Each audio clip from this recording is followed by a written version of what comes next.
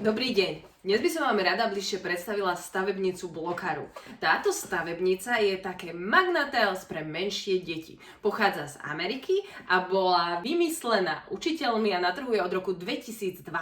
Stavebnica je vhodná pre detičky od 18 mesiacov a je vymyslená tak, aby stimulovala všetky zmysly. Je to taká mäkká stavebnica, vydáva zvuk, je veľmi pestrofarebná, príjemná na dotyk. Systém spájania má výrobca patentovaný a vo vnútri nájdete takto veľmi bezpečne a pevne ukotvený systém, ktorý vnútri skrýva magnet. Naozaj tie dieliky sú testované na to, aby sa z nich nedalo jednoducho odštipnúť, odkusnúť a aby ten magnet bol čo možno najpevnejšie vnútri schovaný. Napriek tomu je to magnetická hračka a je dôležité, aby sa detičky s ňou hrali pod dozorom dospelých. V našej ponuke nájdete 8 rôznych sád. Toto je sada najmenšia. Obsahuje 10 dielikov a takéto sady máme 3. Robota, loďku a lietadielko.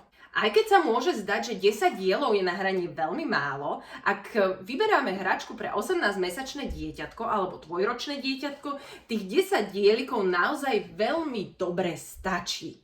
Predsa len dieťatko v tomto veku sa len učí s hračkou hrať. Ak bude mať u neho úspech, rodičia môžu siahnuť po ďalšom balení.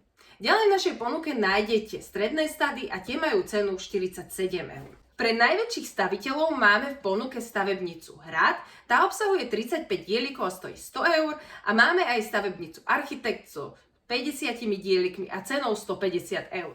Tak ako Magna-Tiles, aj Blokaru je oceňovaná značka, aktuálne má na konte 3 ocenenia a certifikáciu STEM. To znamená, že podporuje a rozvíja u detí technické a matematické zmýšľanie. Okrem toho, že sa detičky s ňou môžu hrať na podložkách, tak ju môžu zobrať aj do vane. Len je dôležité rodičom vysvetliť, že sa treba o ňu starať a poriadne ju vysušiť. Ak sa náhodou znečistí, môžu ju vložiť aj do umývačky.